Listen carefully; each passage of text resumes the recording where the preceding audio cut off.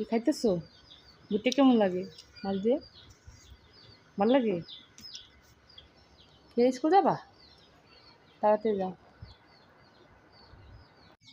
রান্না করা শেষ, ভুট্টা দিয়ে রুই মাছ।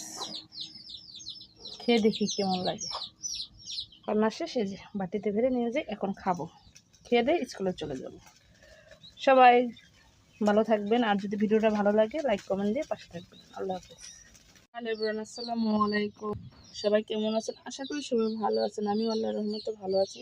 সকাল সকাল রান্নাঘরে একটু ভিডিও নিয়ে চলে আসলাম আপনাদের মাঝে। সবাই ভিডিওটি যদি ভালো লাগে লাইক কমেন্ট শেয়ার দিয়ে পাশে থাকবেন।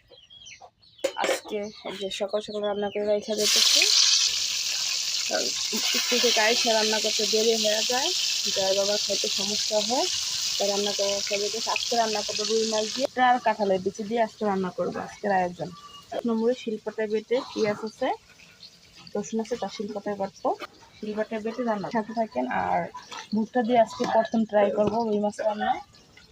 এদিকে মাছ ভাজা হচ্ছে, শিলপাটায় এই যে একটা বড় কাঁঠালের বিচি দিয়ে মরিচ দিয়ে এই যা বাচ্চা করবো তাই তুলে ভেজে নিচ্ছি।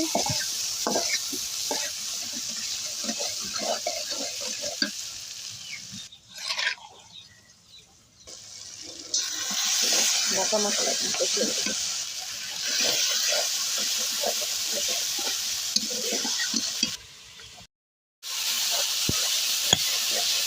দিয়ে দেবো এখন ভুট্টা,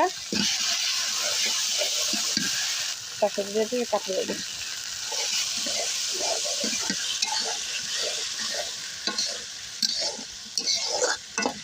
পানি দিয়ে রান্না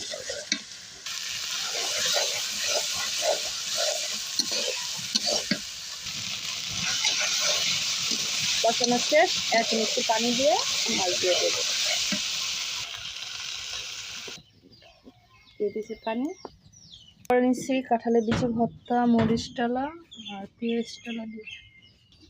দেখেন শিল্পটার ভর্তা খেতে সেই স্বাদ।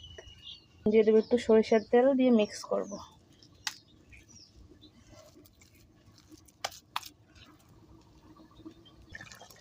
দিয়ে দিচ্ছি মাছ।